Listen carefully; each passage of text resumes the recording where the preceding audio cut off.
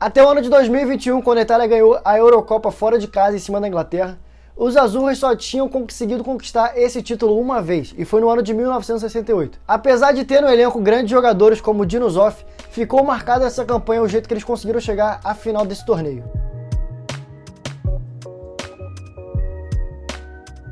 Resumir uma classificação, ou quem sabe um título, a palavra sorte, não é tão justo.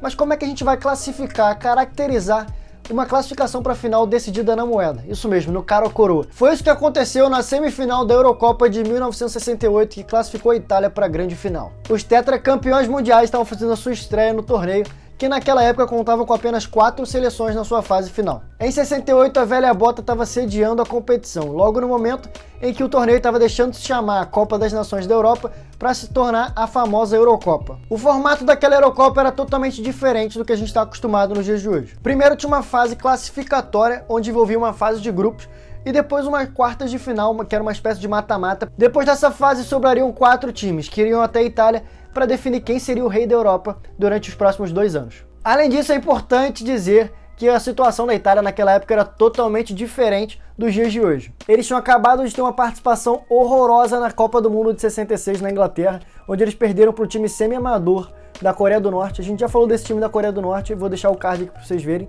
E perderam também da União Soviética, sendo eliminados de uma maneira totalmente precoce na primeira fase da competição. Se tratando de Eurocopa, essa era a primeira participação da Itália.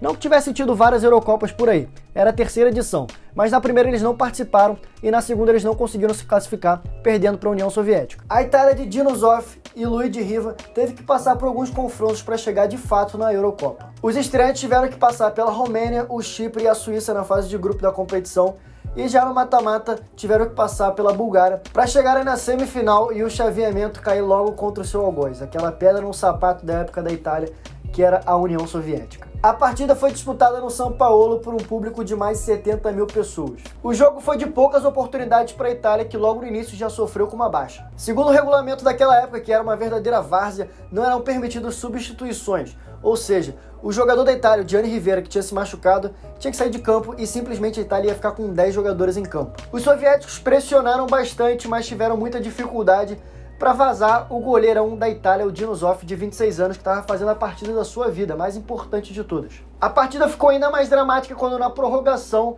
um zagueiro da Itália, esse time não é possível, é feito de porcelana, né? Se machucou também e teve que deixar o time, mais uma vez, com 9, menos 1, com 9 dentro de campo. A Itália ainda quase conseguiu marcar no final da prorrogação com o Domenech, mas a bola acabou batendo na trave. E no fim dos 120 minutos de jogo, acabou a partida em 0-0. Na prorrogação, a expectativa era que a União Soviética passasse o carro em cima da Itália. Afinal, eles estavam com 2 jogadores a menos.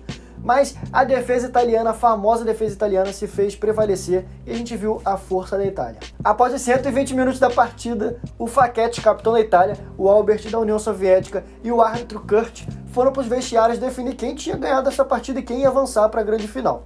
Foi definido que a partida seria decidida na moeda, no cara ou coroa. O capitão italiano escolheu o cara e o juiz logo jogou a moeda para cima.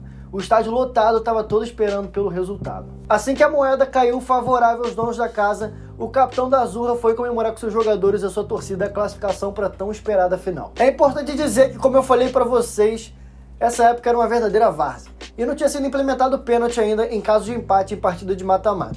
Cabia o juiz a decidir se teria um jogo extra ou se era decidido na moeda, que era bastante comum naquela época. As cobranças de pênaltis alternadas foram inventadas pelo israelense Joseph Dagan e foi implementada pela FIFA só em 1970. A partir daí, o modelo caiu nas graças dos jogadores, da torcida e dá aquela emoçãozinha a mais nas disputas de hoje em dia. Na decisão contra a Iugoslávia, a Itália empatou no primeiro jogo, terminou 1-1 e, como eu disse, um dos critérios de desempate naquela época era um jogo extra. E foi o que aconteceu. 2 dias depois, disputaram um jogo novo em Roma e o placar foi de 2-0 para os donos da casa, que conseguiram se sagrar campeão da sua primeira Eurocopa. Essa Eurocopa de 68 tiveram vários acontecimentos que fizeram dela totalmente inesquecível. A estreia da Itália resultando num título inédito, a reviravolta do cenário italiano no futebol e, claro, o cara coroa mais famoso da história, que culminou na classificação da seleção para uma grande final. É isso, rapaziada, esse é o vídeo de hoje, espero que vocês tenham gostado, deixe seu like, se inscreve no canal e eu te vejo no próximo vídeo, valeu!